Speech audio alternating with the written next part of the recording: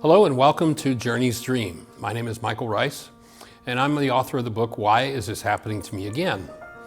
And in my book, we describe a character named Richard who has gone through a lot of traumatic events in his life and how to begin energetically to resolve those events.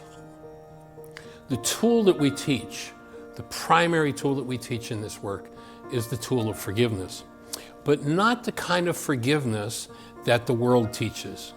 The world teaches you that, somebody outside of you is the problem, and the reason you're feeling what you're feeling is because of them, and that you should just forgive them. You should just let them off the hook for what's happening inside of you. But when you really start to look, you'll find that what's happening inside of you is happening inside of you because there's an energy there. One of my favorite pieces of information comes from Albert Einstein, where he says this: "On such things as matter, we have been all wrong. What we have heretofore called matter is energy, energy whose vibrations have been so lowered as to be perceptible to the senses. There is no matter. It's time for science to catch up with science. There's no material world. Our brain creates perceptual constructs that make things look like they're material substance, but they are not.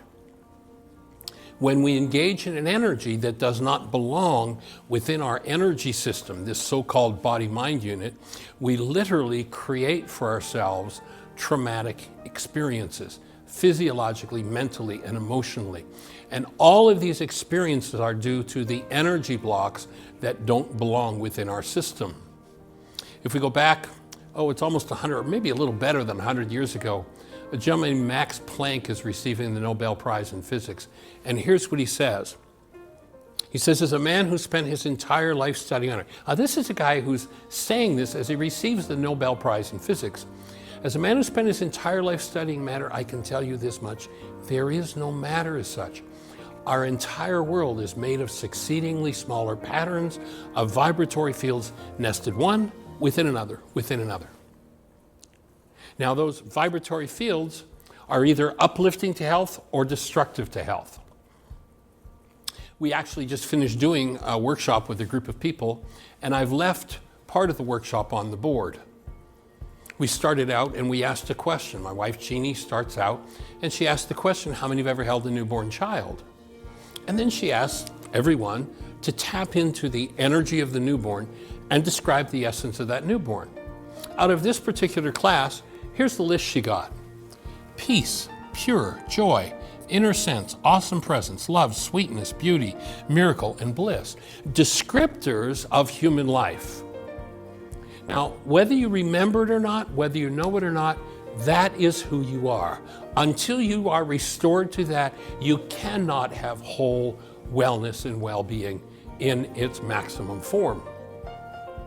A second question that Jeannie asks is the question, how many have ever done something they regret? And then she asked people to tap into what it is they were feeling that motivated them to do what they regret. And we get a much different list every time. These are questions we've asked of tens of thousands of people all over the globe. The answer to the question of regret, what motivated that behavior that you regret, were bored, disconnected, anger, shame, guilt, rage, hopeless, terror, hurt, and grief.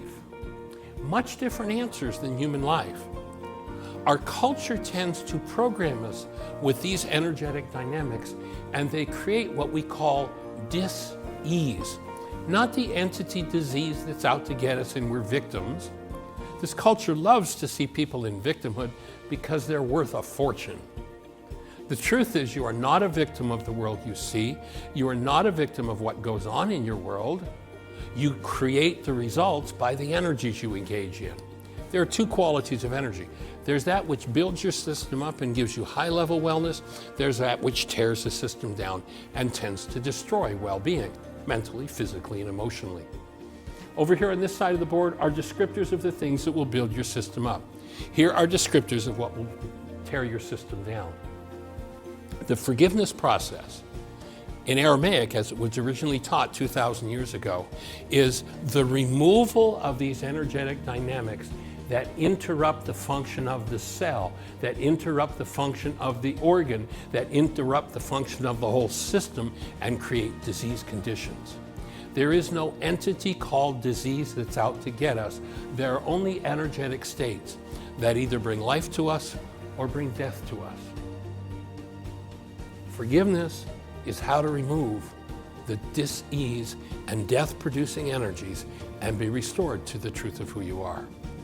Journey's dream is about restoring every mind, heart, and being to love, to the restoration of human life throughout the globe, to every person. Yes, there's work to be done. It won't always be easy. It's going to mean facing some of these things that can be extremely painful. The thing to remember is every painful energetic dynamic is removable from your system if you are willing to take the tools and work through it. We'll be presenting tools how to remove the dynamics of hostility and fear that rob us of our human life, that rob us of our well-being, that rob us of our relationships and our abundance. The truth is, you deserve, it is your birthright to function fully, totally, and completely as the active presence of love. And we're here to restore you to your birthright.